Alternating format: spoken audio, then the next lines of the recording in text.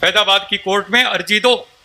सुबह 10 बजे अर्जी देते हैं, 4 बजे फैसला आ जाता है, 7 बजे मंदिर के दरवाजे, मस्जिद में मूर्ति के दरवाजे खुल जाते हैं, पूजा पाठ होने लगता है, टेलीविजन दूरदर्शन दिखाने लगता है। अरे एक दिन में फैसला जो इतने सालों से रुका पड़ा था। अस्सलामुअलैकुम दोस्तों, मेरा नाम है शारिफ खान। 6 दिसंबर 1992 को बाबरी मस्जिद को डेमोलिश करने का काम किया गया था और 6 दिसंबर सन 2025 को एक नई बाबरी मस्जिद बनाने के लिए नींव रखी गई है। एक हिंदू पंडित जी हैं जिनका ये कहना है कि मैं उसी स्टैंड पर खड़ा हूं, बाबरी मस्जिद की असल जगह वही थी जहां पर पुरानी वाली बाबरी मस्जिद थी। अब नई मस्जिदें आप कहीं भी बना दो, लेकिन बाबरी मस्जिद का जो हक और अधिकार था वो पुरानी जगह पर था। अब ये हिंदू समाज से आते हैं, ये पंडित जी ये भी जानते हैं कि अगर ये इस तरह की बातें करेंगे तो इनके बहुत सारे लोग इनसे खफा हो सकते हैं। उस सब के बावजूद भी ये कह रहे हैं कि जो बात सही है मैं उस पर अटल रहूँगा, खड़ा रहूँगा। मुझे इस बात की चिंता नहीं है कि कौन मेरे साथ आता है या कौन मुझसे नाराज़ हो जाता है।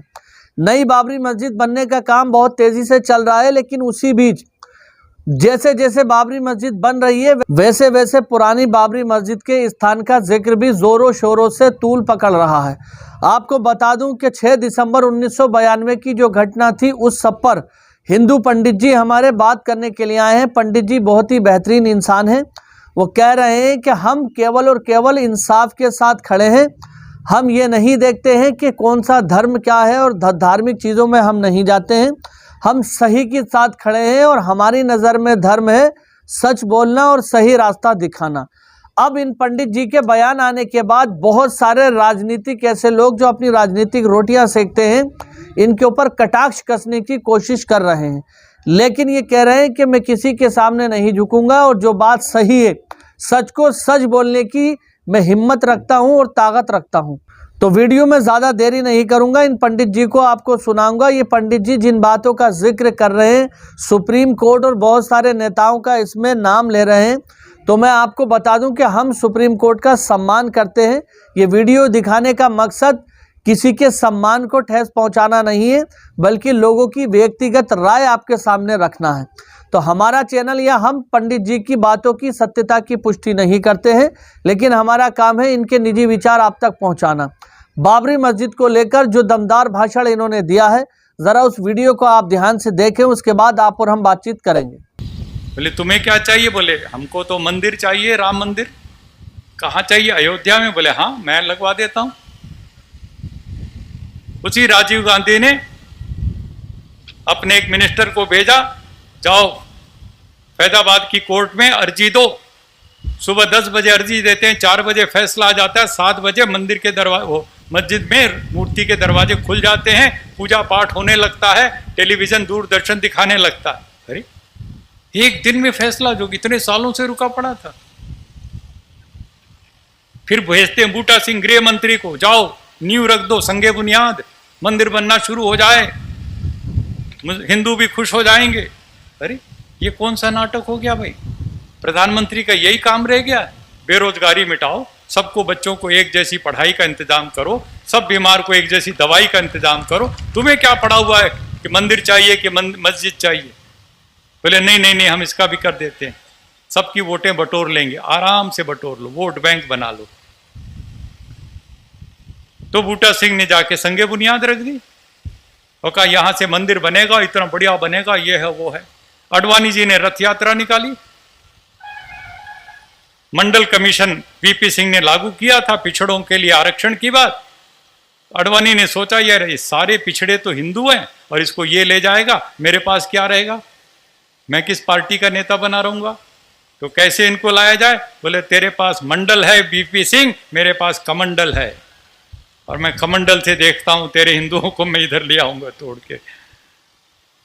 और जब रथ यात्रा निकाली सोमनाथ से, पूरी सरकार हिलने लगी और मुझे बुलाया वीपी सिंह जी ने, क्योंकि मैं मंडल कमीशन का समर्थन कर रहा था। उनकी पार्टी में नहीं था, मैंने कहा अच्छा काम है, पिछड़ों को सामाजिक न्याय मिलना चाहिए। तो उन्होंने मुझे कहा स्वामी जी इसका भी कोई हल निकालो, इस मंदिर का, ये मस्जिद वाला जो बाबरी मस्जिद। मेरे दोस्त थे सैयद साहबुद्दीन, हमारी पार्टी में थे, चंद्रशेखर जी के साथ मैं भी और वो भी।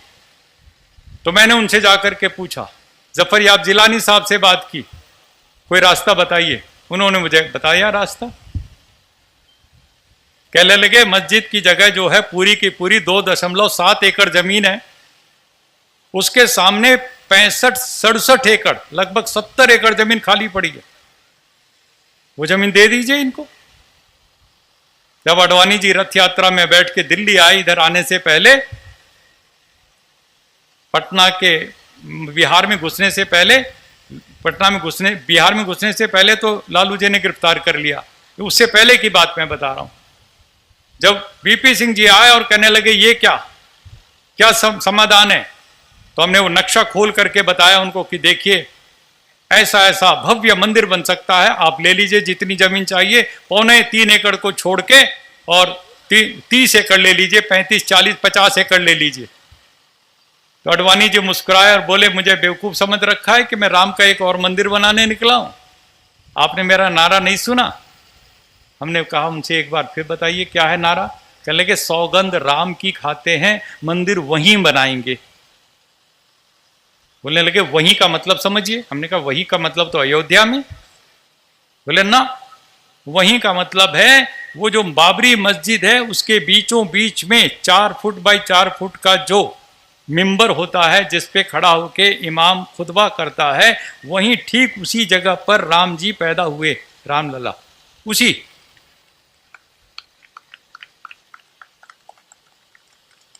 तो हमने उनसे पूछा, अडवाणी जी से, पूरी विनम्रता से, कि महाराज जी 1528 में मीर बाकी बाबर का सिपा सलार आया था और उसके लिए कहा जाता कि राम के मंदिर को तोड़ के उसने बाबरी मस्जिद बना दी। 1528 में अडवाणी जी, ना आप थे ना मैं था ना कोई था, लेकिन राम का सबसे बड़ा भक्त दुनिया में तुलसीदास उसी सरयू के तट पर बैठ करके रामचरितमानस लिख रहा था, दोहावली विनय पत्रिका लिख रहा था।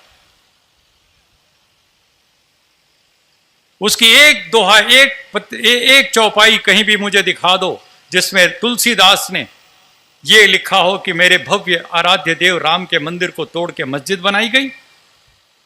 कहीं नहीं, एक शब्द नहीं। तुलसीदास को नहीं दिखाई पड़ा, अडवाणी जी को दिख गया। मैं आपसे सच कहना चाहता हूं, हम लोग खूब अच्छे आराम से रह सकते हैं आपस में, प्यार से, मोहब्बत से, लेकिन सियासतदानों को यह मंजूर नहीं है। उनको राजनीति करनी, उनको मंदिर मस्जिद की राजनीति करनी है, हिंदू मुस्लिम की चोटी दाढ़ी की ये राजनीति करनी, इसी में उनको वोट मिलते हैं, पैसा मिलता है, सब कुछ। मैं पूछता हूं, तुलसीदास को नहीं दिखाई पड़ा? गुरु गोविंद सिंह पटना साहब में पैदा हुए आपके, और उसी रास्ते से वो पंजाब गए। उनका कितना लिखा हुआ साहित्य, एक शब्द मुझे दिखा दो जिसमें गुरु गोविंद सिंह, जिनके 4 बच्चे शहीद हुए, दीवारों पर चुने गए, उन्होंने कहीं लिखा हो कि मेरे राम के मंदिर को तोड़ के मस्जिद बनाई? शिवाजी सारी जिंदगी औरंगजेब के खिलाफ लड़ते रहे, उन्होंने कहीं नहीं लिखा कि राम के मंदिर को तोड़ के मस्जिद बनाई गई। स्वामी दयानंद सरस्वती फैजाबाद में खड़े होकर के ईसाई मुसलमान सबसे शास्त्रार्थ करते थे, लेकिन कहीं भी उन्होंने नहीं लिखा सत्यार प्रकाश ऋग वेदादि भाष्य भूमिका या कहीं भी कि राम के मंदिर को तोड़ के मस्जिद बनाई गई। विवेकानंद, जिन्होंने शिकागो में जाकर कितना शानदार भाषण दिया, सारे हिंदू समाज को गौरवान्वित किया, उसकी विवेकानंद की 200 किताबों में एक शब्द नहीं मिलेगा कि राम के मंदिर को तोड़ के।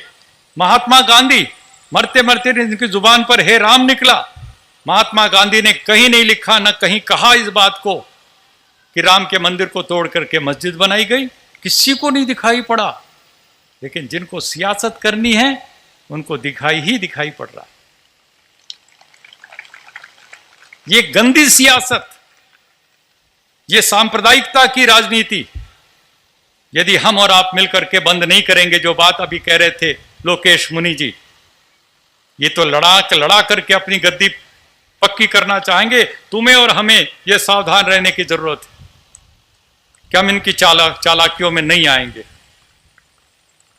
ये लड़ाना चाहते हैं, हमें बांटना चाहते हैं, हमें तोड़ना चाहते हैं अंदर से।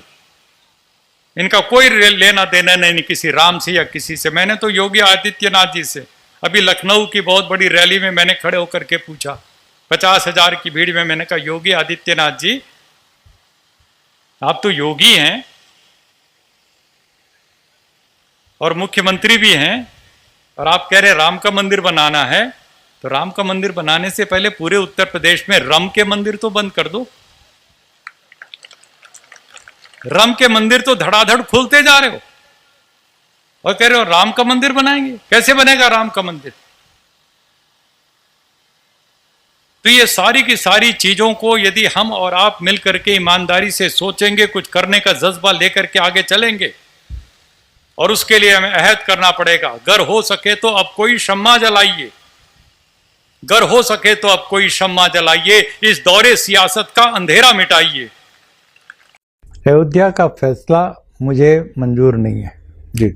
इसलिए मंजूर नहीं है कि इसमें जो संविधान को लेके, कॉन्स्टिट्यूशन ऑफ इंडिया को सामने रख के फैक्ट के ऊपर होना चाहिए था, ना कि फेथ के ऊपर। जो नहीं हुआ, जो गलत काम करने वाले थे, जिसको खुद वो कह रहे हैं कि 49 में मूर्तियां अंदर खिसकाना गैर कानूनी था, जुल्म था जी।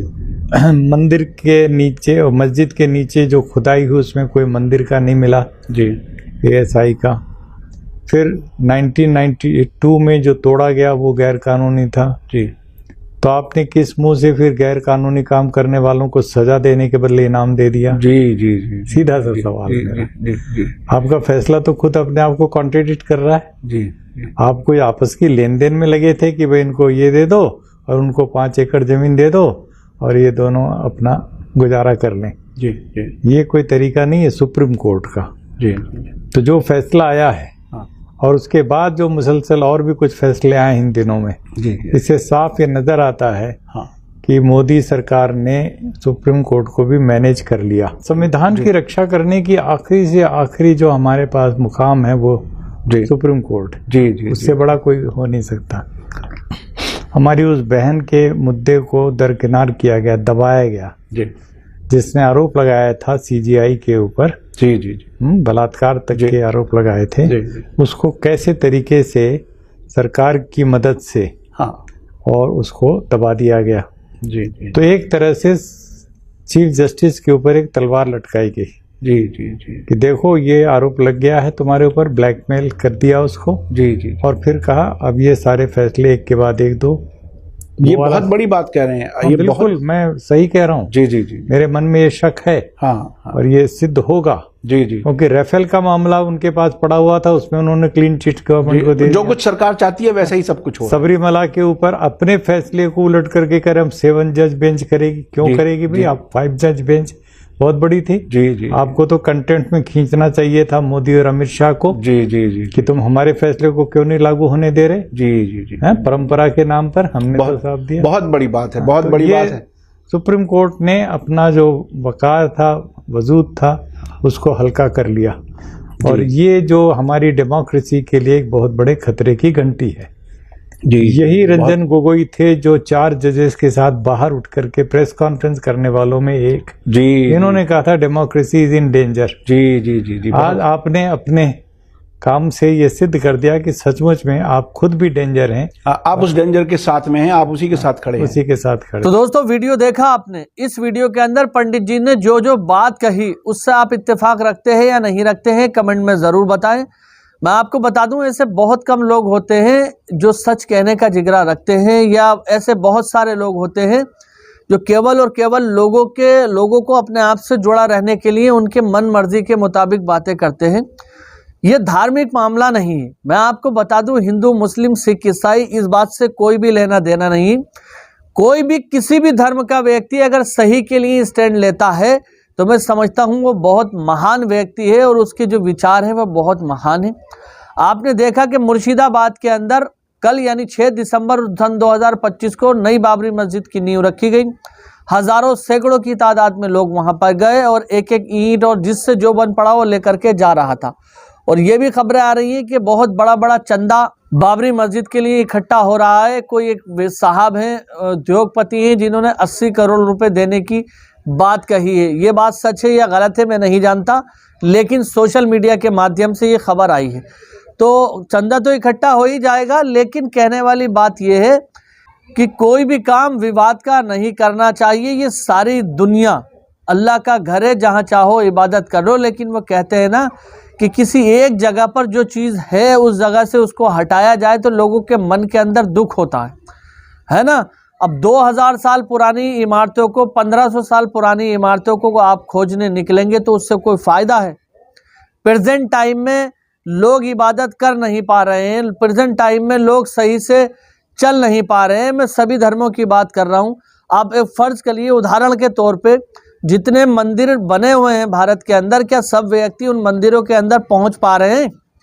लोग काम काज के अंदर इतने बिजी हैं कि उन्हें मंदिरों में जाने का समय है नहीं है, या मस्जिदों में नमाज पढ़ने के लिए जा रहे हैं, बहुत कम लोग जा रहे हैं। लेकिन कहते हैं ना कि विवाद की कोई चीज़ होती है तो उस पर सीना तान के खड़े हो जाते हैं कि भैया ये तो हमारा है। तो ऐसा बिल्कुल भी नहीं होना चाहिए। प्यार और सम्मान की भावना से काम करो। वो ईश्वर, वो अल्लाह केवल और केवल तुम्हारे दिल को देखता है कि तुम्हारा नज़रिया, तुम्हारी सोच क्या है। तो दोस्तों, अगर आप हमारे चैनल पर पहली बार आए हैं तो चैनल को सब्सक्राइब करके बेल आइकन पर ऑल का बटन सेलेक्ट कर लेना। मिलते हैं अगली वीडियो में, तब तक अपने भाई को इजाज़त दीजिए। खुदा हाफिज़। जय हिंद, जय भारत।